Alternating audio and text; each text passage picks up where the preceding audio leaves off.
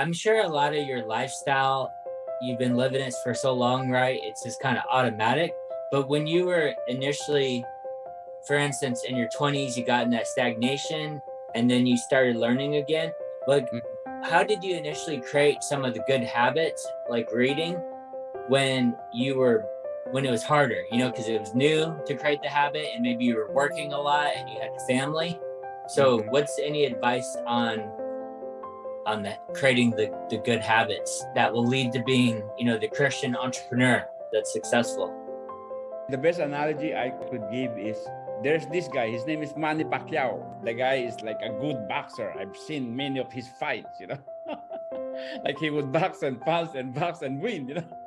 But I see how he would switch like strategy. When something doesn't work, he would change and then it would work. Same thing with developing our mind. Reading and reading and reading. I said, whatever area you think you're weak, you read along that line. For instance, when I know that my mind is so negative, I read the book Power of Positive Thinking. And then from reading the book Power of Positive Thinking, I would catch myself when I'm thinking negative. So slowly my negative thinking was going away. But that's because of my knowledge of why I should be thinking positive and how I should be thinking positive. My next issue is about my health. I'm not exercising, I'm eating much, I was overweight. I was overweight when I was young. I would look at some picture of myself where, oh my gosh, that's how I look. I got the huge tummy.